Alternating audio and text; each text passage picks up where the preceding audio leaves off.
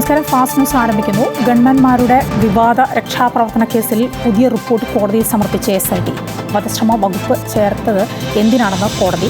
Medical report പരിഗണിച്ചെന്ന് SIT. റിപ്പോർട്ടുകൾ ചോരുന്നുവെന്നാണ് കോടതിയുടെ വിമർശനം. മാസപ്പടി കേസിൽ മരവിപ്പിച്ച 242 അക്കൗണ്ടുകളിലെ 18,36 ലക്ഷം രൂപ കണ്ടുകെട്ടാൻ ED. ചോദ്യം ചെയ്യലിന് മുമ്പ് വീണയുടെ ബാങ്ക് ലോക്കർ പരിശോധിക്കും.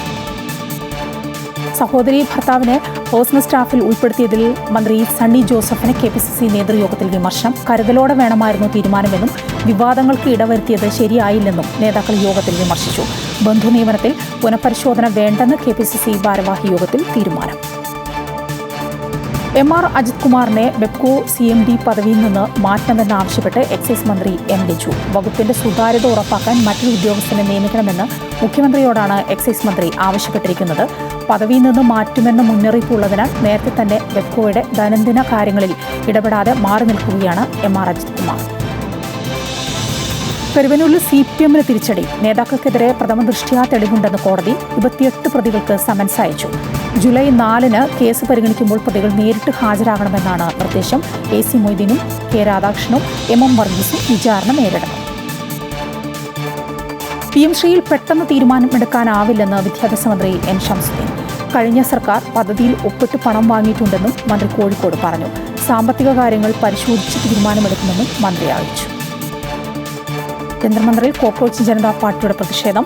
CJP സ്ഥാപകൻ അഭിജിത്ത് BK പങ്കെടുക്കുന്നു. കേന്ദ്ര വിദ്യാഭ്യാസ മന്ത്രി രാജിവെക്കണമെന്നാണ് ആവശ്യം. പ്രതിഷേധത്തിന് അനുമതി വൈകിട്ട് 5 മണിവരെ മാത്രം. പിന്തുണയുമായി ആനി രാജ സമരവേദിയിൽ എത്തി. കനത്ത സുരക്ഷയിലാണ് രാജ്യതലസ്ഥാനം. ഇറാനെതിരായ യുദ്ധത്തിൽ അമേരിക്കയും ഇസ്രയേലുമായുള്ള തർക്കം മുറുകുന്നു. ഇസ്രയേലിന്റെ ചാരവൃത്തി പരിധി കടക്കുന്നുവെന്ന് അമേരിക്ക. കുവൈറ്റിലും ബഹ്റൈനിലും അമേരിക്കൻ സൈനിക ബേസുകൾ ലക്ഷ്യമിട്ട് ആക്രമണം നടത്തി ഇറാൻ. വിജയകരമായി പ്രതിരോധിച്ചുവെന്ന് കുവൈറ്റും ബഹ്റൈനും. ഹോർമുസ് കടലിടുക്കിൽ ഇറാന്റെ 4 ഡ്രോണുകൾ വെടിവെച്ചിട്ടതായി അമേരിക്ക. സമാധാന ചർച്ചകൾ പ്രതിസന്ധിയിലെന്ന് ഇറാൻ. സംസ്ഥാനത്ത് ഇന്നും കനത്ത മഴ തുടരുമെന്ന് കേന്ദ്ര കാലാവസ്ഥാ വകുപ്പ്. ഇതേ തുടർന്ന് മലപ്പുറം, കോഴിക്കോട് ഉൾപ്പെടെ 5 വടക്കൻ ജില്ലകളിൽ റെഡ് അലർട്ടാണ് ഇന്ന്. 4 ജില്ലകളിലെ വിദ്യാഭ്യാസ സ്ഥാപനങ്ങൾക്ക് ഇന്ന് അവധിയാണ്. മലയോര മേഖലകളിൽ യാത്രാ നിയന്ത്രണവും ഏർപ്പെടുത്തി. നെല്ല് സംഭരണവുമായി ബന്ധപ്പെട്ട എല്ലാ പ്രശ്നങ്ങളും പരിഹരിച്ചുവെന്ന് കൃഷിമന്ത്രി T. സിദ്ദിഖ്. മഴയ്ക്ക് മുമ്പ് തന്നെ പൂർണ്ണമായും നെല്ല് സംഭരിക്കാൻ തീരുമാനമെടുത്തിരുന്നു. ഇനി വളരെ പരിമിതമായ നെല്ല് മാത്രമാണ് സംഭരിക്കാനുള്ളത്. PRS ഇഷ്യൂ ചെയ്യുന്നതിനുള്ള കാലതാമസം ഒഴിവാക്കാൻ തീരുമാനിച്ചു. ബാങ്കുകളുമായി ബന്ധപ്പെട്ട കരാർ പുതുക്കിയിട്ടുണ്ടെന്നും മന്ത്രി അറിയിച്ചു.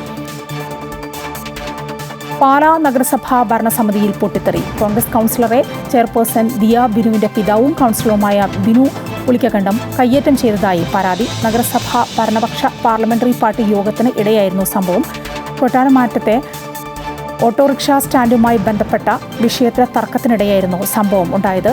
ബിനു പുളിക്കണ്ടത്തിനും സഹോദരനുമെതിരെ ബിജു മാത്യൂസ് പാലാ പോലീസിൽ പരാതി നൽകിയിട്ടുണ്ട്.